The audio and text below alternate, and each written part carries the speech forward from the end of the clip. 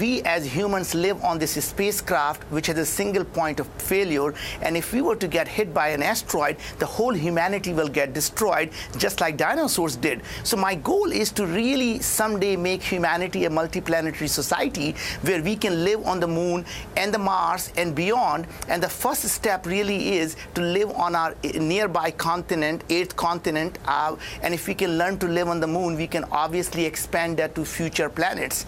And its short-term goal is to really able to explore the moon both for scientific purposes and also from the entrepreneurial perspective.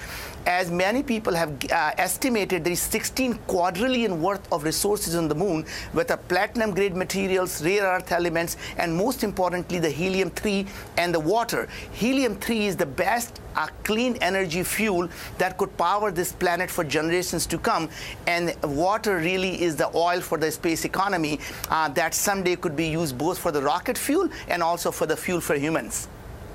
So I'm intrigued, when you've been out there raising funds, you've had Peter Thiel's Founders Fund, for example, joining the band. What's the reward? How do you make money? Is it from these materials that you bring back and you can then sell, or is it getting other human beings to the moon?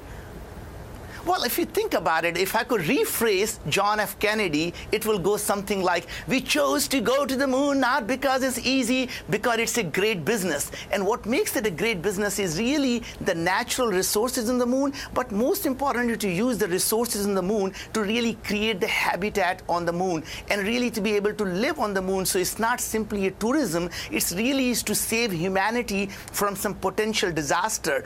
And even if you want to live on the Mars, the best training place really is the moon, because the problems are very similar. Are you going to have to raise more funds, or with the amounts, the resources you bring back from the moon, will that fuel be able to sustain the growth of the business and be able to bring in profits to then bring the living about on the moon?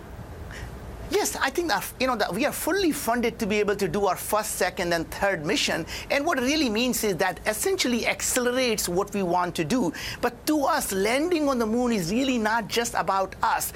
It is really about showing that what a small group and the entrepreneurs are capable of doing. So when we land on the moon, not only we become the first company to ever do so, we become the 4th superpower. And what that really means is that someday the entrepreneurs are going to be the superpowers, not the nation states. That means that some of the biggest problem facing humanity is going to be solved by entrepreneurs, whether that happens to be Elon Musk, Jeff Bezos, or Moon Express. If you're saying you're going to be a superpower, usually that is given to those who are in some way elected, and you're just going to have that power in and of yourself through creativity.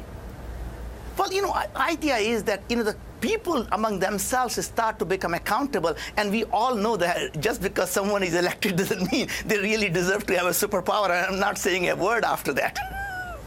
Give us a sense of your past, because I'm fascinated. You, of course, grew with the dot-com boom. You had some companies that exploded like supernovas, if we're going to stick with the space theme, and then did lose their value. How do you promise the returns to your investors? How do we know that Moon Express will remain a good investment?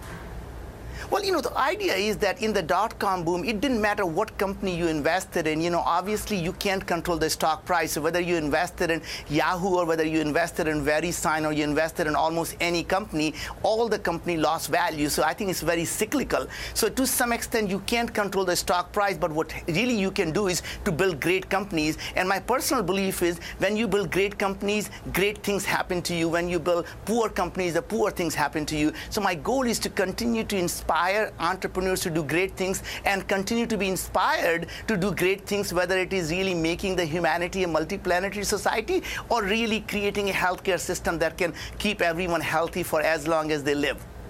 So sticking with Moon Express, that business that you are now fueling and leading, how big will it become if you do indeed get to land on the moon in 2017? Will this become one of the biggest companies in the world?